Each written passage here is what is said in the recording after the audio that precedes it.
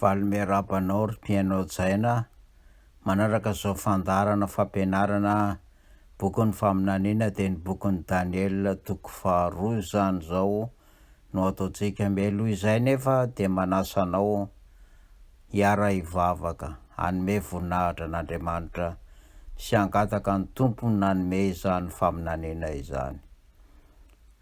Ray be fitiavana sy tsara indrindra ny an-danitra ao. Ianao no nanome ny faminaniana. Ianao no tompo sy mpanjakanay. Mitalao aminao mba handrotsaka ny fanahinao masina. Hanazava ny hevitry ny nofy. Ny hevitry ny faminanian'ny bokin'ny Daniel. Amin'ny anaran'i Kristy mahavonjy. Amen. Eny hitantsika teo amin'ny bokin'ny Daniel toko voalohany fa bokin'ny fandresena na dia andevy tany Babilôna sy Daniel babo dia mihika fandresena fa tonga ny andro fitsaran'Andriamanitra. Ary zay fitsaran'Andriamanitra zay no indro tonga ao amin'ny nofony Nebukadnezara. Mampiseho Andriamanitra fa tsy misy Andriamanitra ankoatra azy. Tsy misy Andriamanitra afa-tsy izy no mifehy zavatra rehetra. Ka na inona tenen'ireto Kaldeanina dia takina ny vavany satria tsy fantany ary ny fehezin'Andriamanitra mihitsy tsy ho fantany nofon'i Nebukadnezara. Kanefa Nebukadnezara dia mangotrakotraka, matahotra satria ny herin'Andriamanitra, tsapany ny herin'Andriamanitra iseho eo amin'ny fanjakany. Tsy Nabo ary tsy Marodoka, Merodaka no mifehy ny fanjakana. Zany hoe ilay milaza ny tena, ny misoratena ho Andriamanitra ny tany, Andriamanitra Babilôna. Fa misy Andriamanitra hoy Daniel any an-danitra any. Io Andriamanitra io no mifehy ny zavatra rehetra. Ary dia namendevasa ny nofy Nebukadnezara. Mazana rehefa miresaka nofy Nebukadnezara dia ilay tsangam-by mifarana amin'ny tongotra vy sy tanimanga no resahana. Nefa rehefa mandinika ny soratra masina isika dia voatsindry mazava tsara mihitsy ny fehevian'ilay fanjakan'ny vato tsy nenda-tanana kanefa velona, vato velona miaina ho azy zay mandrava sy mandrodana an'ity tsangam-by ity ka maka ny toerany ary manjaka mandrakizay. Tsy manjaka mandritra ny fotoana fohy ohatran'ilay tsangam-by, zany hoe vita amin'ny volamena ny lohany, ny sorony vita amin'ny volafotsy, ny tehezany vita amin'ny varahana ary ny tongony vita amin'ny vy, ary ny aty amin'ny apelatongony zany vita amin'ny tanimanga sy ny vy. Tsy io no maharitra ary tsy io no manjaka fa lay vato sy nenda-tanana velona ho azy no manjaka. Dia ny fanjakan'ny fehevian'ilay fanjakan'ilay vato sy nenda-tanana ny ala avy tany an-tendrombohitra tany no tena tsindriny ny bokin'ny Daniel toko faharoa. Ny fanazavany Daniel an'ilay nofy an'i Nebukadnezara, ny tsy fahafantaran'i Nebukadnezara an'ilay nofy ny fehevian'ilay vato sy ny enda-tanana velona sy ilay tsangam-by mahatahotra kanefa tsy mihetsika, izay ny tsindriana eto dia ny fehevian'ilay fanjakana mandrakizay. Araka ny voalaza nefa, araka ny nofon'ny fanazavan'ny nofony da Nebokadnezara, dia rehefa jerena dia mbola tsy tapitra izany fotoana izany, satria mbola eo ilay tsangam-by amin'izao fotoana izao, mbola eo.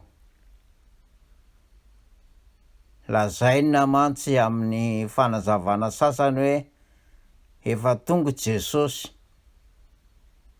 efa tonga Jesosy dia efa tapitra ilay fotoana zany, kanefa rehefa dinihina tsara dia mbola tsy miorina tanteraka ilay fanjakana mandrakizay, ary mbola eo ilay tsangam-by sy tanimanga zany mpanao vazy, fa mbola eo izy ary mbola mihetsika, mbola miasa, mbola manao ny ataony ihany, saingy efa tsy maharitra intsony satria araka ny fanazavana dia Babilôna, zany hoe Nebokadnezara mihitsy ilay loha volamena, fanjakana Persa ilay loha volafotsy, ilay soroka volafotsy, ary ilay tehezana ilay volafotsy dia mediana sy persiana, ary ilay tehezana varahana dia ireo antsoina hoe Macedoniana sy Makedoniana sy Grika, ilay tongotra vy dia milaza ny fanjakana Rômanina mizara roa, ny Atsinanana sy ny Andrefana, ary ny tongotra kosa dia milaza ireo fitsapanan'ireo firenena 10, izay nipoitra tao aorianan'ny fanjakana Rômanina, izay hita ombenombeno ny fanazavana momba an'izay ka tsy hidirako lalina intsony. Ny zavatra tena tsy pihina dia izao: antitra tery Nebokadnezara sy Daniela ny fisian'ilay Andriamanitra any an-danitra any, any an-danitra any. Maninona ny tsy pihana hoe any an-danitra? Satria Merodaka na Marodoka dia milaza fa tompon'ny tany, na nandroaka n'ilay Andriamanitra ny lanitra dia hianoho izany araka ny finoan'ny Babilôniana, dia mieritreritra zany finoan'ny Babilôniana fa efa resy hianoho ilay Andriamanitra ny lanitra, ka ilay Andriamanitra ny tany dia Marodoka no manjaka. Eto nefa dia miseho ny voninahitr'Andriamanitra, tsy ilay Andriamanitra izay inoana dia hianoho zany inoan'ny Babilôniana, fa Andriamanitra any an-danitra any, ilay tompon'ny lanitra, ilay tena Andriamanitra, ilay hany Andriamanitra dia Adonai, Adonai ny tompon'ny lanitra, ary izy no mifehy ny zavatra rehetra, tsy nabony manoratra, ary tsy Marodoka no mifehy ny zavaboary, fa ilay Andriamanitra ny an-danitra no manome ny nofy, no manorina ny firenena, no mandrava ny firenena. Tsy tena nekeny Nabukodonozora zany zavatra zany, kanefa hitantsika eo amin'ny Daniel 3 fa manorona hevitra hafa izy mba hitazonana any Babilôna tsy ho levona, dia hanangana tsanganana volamena izy, manome anarana sy manome voninahitra n'ilay Andriamanitra ny lanitra babilôniana de hianohy izany. Kanefa io Andriamanitra io de Andriamanitra tsy izy, Andriamanitra mitondra ny anaran'ny Babilôna, satria ny dikan'ny teny hoe Babilôna de misy lay singa teoforika, particule teoforika zay mitondra ny isan'ny anaran'ilay Andriamanitra ny lanitra de hianohy. Kanefa dia Andriamanitra tsy izy koa Andriamanitra ny lanitra zay atsangany Nabukadonozoro, fa ny Andriamanitra ny lanitra tena izy dia Adonai Elohim, zay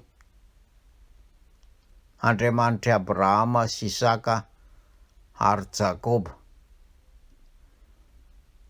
Dia mifarany eo ny fiarahantsika ry havana malala, ary manasanao anaraka ny fianarana ny bokin'ny Daniela toko 13 amin'ny manaraka indray ho tahin'ny Tompo. Amen.